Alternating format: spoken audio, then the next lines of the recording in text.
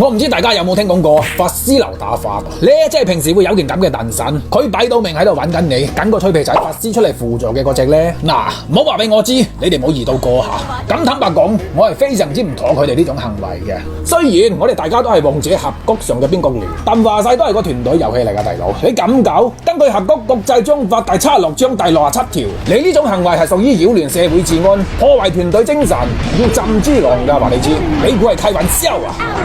咁其實大家知啦，無論係咩陣容，對我出水人嚟講都係冇咩影響嘅，因為我不嬲嘅原則就係遊戲可以輸，但對空路你幾時見我有輸過啊？我唔怕同你講呢個，我邊度都唔去啦，我要用我手上7尺6長把嘢喺呢度劈開一條通向勝利嘅水泥路。無論發生咩事，我哋都要時刻保持住臨危不亂嘅狀態。話知佢死人定冧樓啊，就埋條嘢先算咧。因為有咗條嘢傍身嘅吹水強，唔單止戰鬥力可以棒棒咁升，連反偵察能力亦都係一流嘅。我已經聞到你人才啦，想陰我，就好似一部粒波子都打爆你嘅，話你知。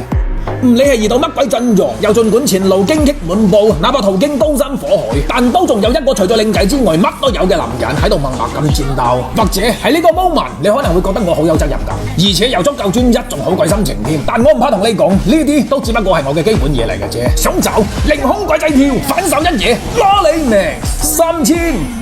我唔知邊鬼個又喺度發晒投降，你啲咁嘅做事態度，有邊條女會對你起痰啊？低你幾廿歲人都仲係一個公棍啦！學偉大嘅西班牙哲學家阿拉夫莫里達尼塔斯滕羅米迪斯基話齋，只要有恒心，條嘢都可以磨成針，咪你怕條鐵咩？有我吹水強喺度，點都可以頂到15分鐘嘅。你同我定咧，近仇開大走佬，我出咗名走佬快嘅。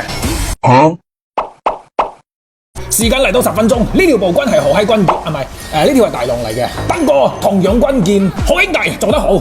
人哋龍都打鬼咗啦，你仲戇鳩鳩走過嚟。既然係咁，你洗乾淨你個囉柚，接我一刀啦！想走？我之前就講過，我出水強要追一個人，除咗啲女之外，冇話追唔到嘅。收皮啦！依家呢個金公仔已經俾我打到就嚟雷分俾失調啦。嗱，呢波我大都唔幫，我睇你呢身肥豬肉，頂唔頂得住我手上把嘢？嚟，攞你命3000！